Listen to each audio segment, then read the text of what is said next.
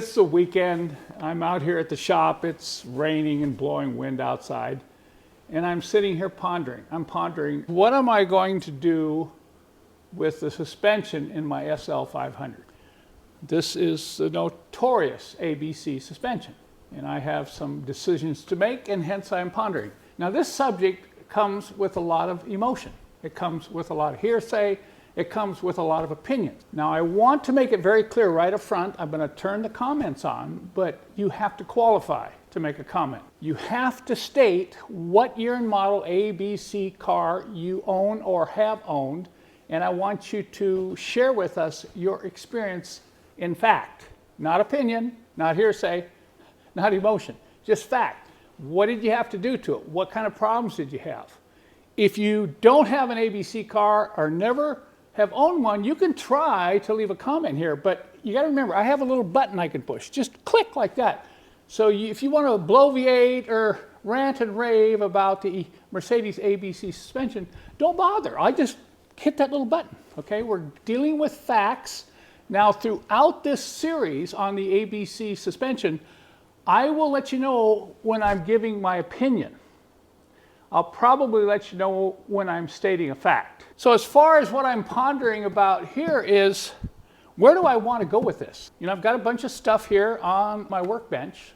This is all things that probably need to be replaced. I'll give you a little background on this car. I've owned it about 6 years. It has 78,000 miles on it. Now, when I got it, it only had 70,000 miles on it. Everything worked beautifully. Just, oh man, the top, it just handled great. I love the suspension, the handling, the performance. And you might be thinking, hey Ken, how come you've owned that car so long and you've only driven it 8,000 miles? Well, we'll get into that a little bit later, either in the next video or later on in the series. But right now, I just want to show you what is here on my bench, what I was planning to do, what happened a few days ago, and now what decision am I going to have to make?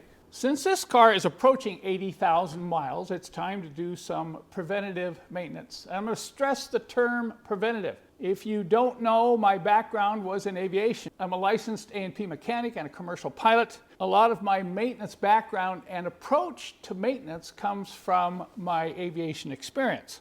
I know from experience and recommendations that these accumulators here should probably be replaced every 70 to 80,000 miles. They do have a lifespan.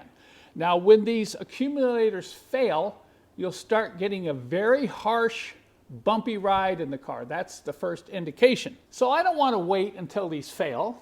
You know, they're not particularly easy to replace, but I decided, okay, I'm going to buy these accumulators. The car is still kind of riding okay, although I have some suspicion when I hit a really hard bump, I may have accumulators weakening. Remember, there is a diaphragm inside.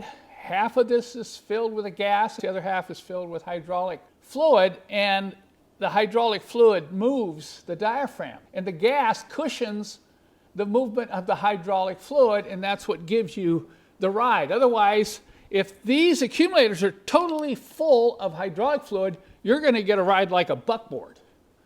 If any of you have owned the old 300 TD wagons, you know what happens when those accumulators fail in the back. These are very similar. They fail, the car rides like a buckboard.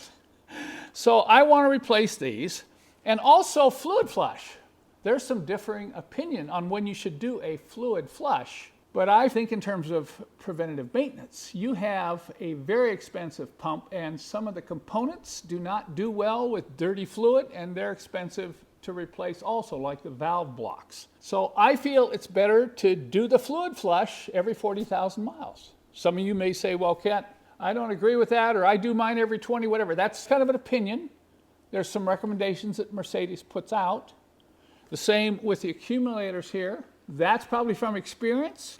Now, this is interesting. You're looking at the sum of about $900 worth of stuff here. And you're going, oh my word, that's great. This hydraulic fluid is over $100 a bottle. And these accumulators here are about $700, depending upon where you purchase them. About 2 weeks ago, I said, I'm going to just do this service. And the day before I was going to put this thing up on the lift, I was driving out to get some lunch, and all of a sudden I hit a bump and this ABC red light came on the dash. But all of a sudden your adrenaline starts pumping. What am I going to do? What if I blow a line? I'm going to be stuck here. I'm going to have to call the tow truck. And all this kind of fear starts to generate when you see the red ABC warning light come on your dash. I stopped, turned the engine off. Sometimes this helps. Turned it back on. I got out of the car, went around, looked at everything, didn't seem to be dropping down, so I went ahead and drove back to the shop. And I hooked up my scanner to it, and sure enough, I was getting a low pressure warning. Now that probably means my pump is going out. Now the pump rebuilt is, I don't know, $500-600, and am I sure it's only the pump? So I decided, hold on here. I thought, okay, I can do a fluid flush, see? Maybe it's just bad fluid causing this low pressure warning. I thought, oh gee, if I change the fluid in the filter, that's over $200, not counting the labor, and maybe I'm just wasting the fluid. I said, okay, hold off. And that's why I'm sitting here pondering today. Do I really want to do this? And so as I was pondering, I thought, why not do an inspection? That's what we do on aircraft. Let's start pulling panels off and see what's going on inside and take a real close look at the system. So I pulled the rear inner fender liner off that you see here. It's pretty big, easy to get off, and here's the front one. I got a good light and started poking around. Let me show you what I found on the driver's side.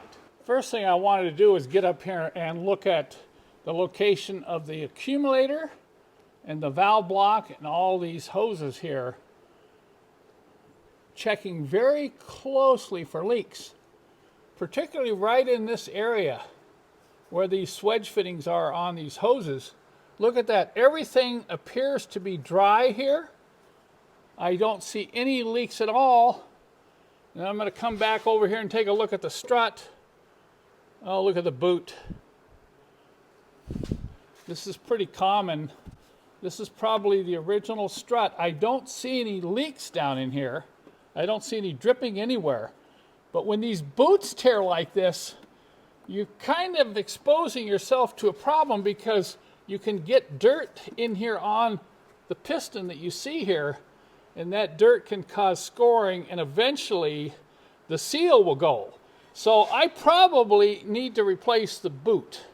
I don't need to replace the entire strut. There's also a plastic panel I removed underneath the car, and that will allow me to inspect all these lines. Most of them are solid aluminum, and this is not an area prone to leakage, but I'm just checking to see if there's any damage.